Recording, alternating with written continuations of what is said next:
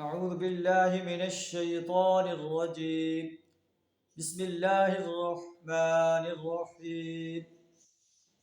والعصر إن الإنسان لفي خسر إلا الذين آمنوا وعملوا الصالحات وتواصوا بالحق وتواصوا بالصبر. صدق الله العظيم. سورہ والعصر آپ کے سامنے تلاوت کی ہے۔ سورہ والعصر مکی صورت ہے۔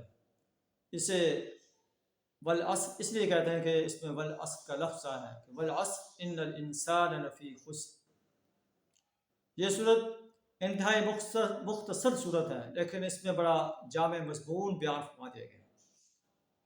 اس کی اہمیت کا اندازہ اس بات سے لگایا جا سکتا ہے کہ طبرانی میں حضرت عبید اللہ بن حفص بیان کرتے ہیں کہ کان الرجلان من اصحاب رسول اللہ صلی اللہ علیہ وسلم اذا التقیا لم يفترقا الا على ان يقرأ احدهما على الاخر سورة العصر الى آخرها ثم يسلم احدهما على الاخر۔ وہ بیان کرتا ہے کہ نبی صلی اللہ علیہ وسلم کے ساتھیوں میں سے جب دو صحابہ آپس میں ملاقات کرتے تھے اس وقت تک جدا نہیں ہوتے جب ایک دوسرے پر جو ہے وہ سورہ والعصر نہ پڑھیں، اور سورہ والعصر کو آخر تک جو ہے سنا کر پھر جدا ہوتے تھے۔ ثم یسلم احدهم علی الاخر، پھر ایک آدمی دوسرے پر سلام کرتا تھا کہ تم پر سلام تھی۔ امام شافعی رحمہ اللہ بیان فرماتے ہیں کہ لو لم ينزل من القرآن سواها لکفت الناس، اگر جو ہے قرآن کی اور کوئی صورت نازل نہ ہوتی سوائے والعصر کے تو یہ بھی انسانیت کے لیے کافی ہو جاتی۔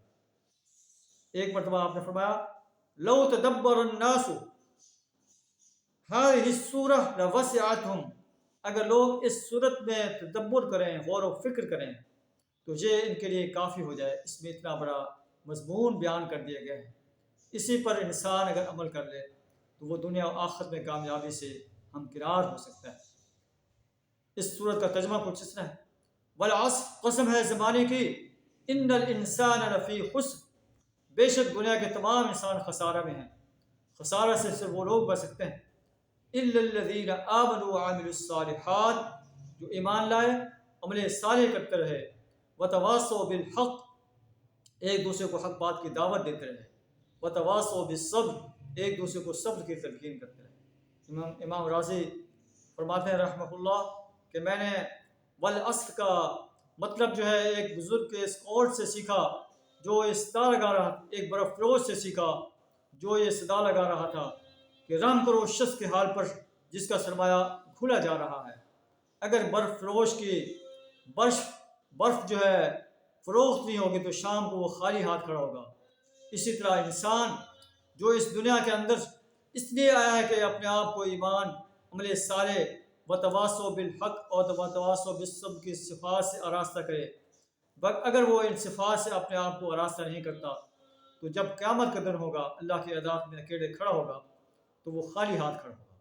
تو یہ دنیا ایک امتحان کی مانند ہے، جس طرح کمرہ امتحان میں بیٹھا ہوا اسٹوڈنٹ، امتحان دینے والا اسٹوڈنٹ اپنے ایک سیکنڈ کو ضائع نہیں کرتا اور 3 گھنٹے کو وہ استعمال کر کے اپنا پیپر بہترین انداز سے حل کرتا ہے۔ اللہ نے ہمیں زندگی دی ہے 50 سالہ یا 60 سالہ، اور ہمیں پیپر دے دیا ہے، ہم نے اس پیپر کو حل کرنا ہے۔ وہ کیا ہے؟ ایمان، عمل صالح، وتواصوا بالحق اور وتواصوا بالصبر کی صفات سے اپنے آپ کو آراستہ کرنا ہے۔ اگر ہم نے اپنے آپ کو ان صفات سے آراستہ کیا تو انشاءاللہ اللہ دنیا میں بھی کامیابی عطا فرمائے گا، آخرت میں بھی اللہ تعالیٰ جو ہے بہترین کامیابی عطا فرما کر ہمیں جنت الفردوس میں داخل کرے گا۔ اللہ سے دعا ہے تعالیٰ ہمیں ان صفات سے اپنے آپ کو آراستہ کرنے کی توفیق عطا فرمائے۔ وآخر دعوانا الحمد للہ رب العالمین۔